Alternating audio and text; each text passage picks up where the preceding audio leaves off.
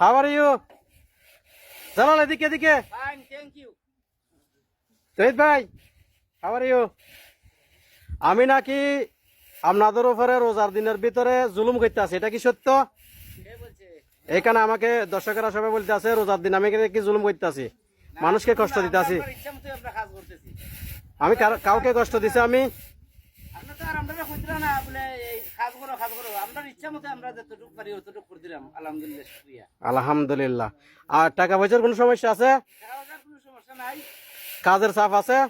কোনো সমস্যা নাই। সবকিছু ঠিক আছে? খুশি তো?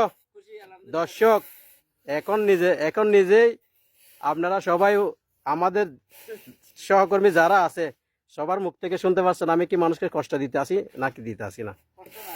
সবার প্রতি আমার ভালোবাসা রইল, কারো প্রতি আমার কোনো অভিযোগ নাই।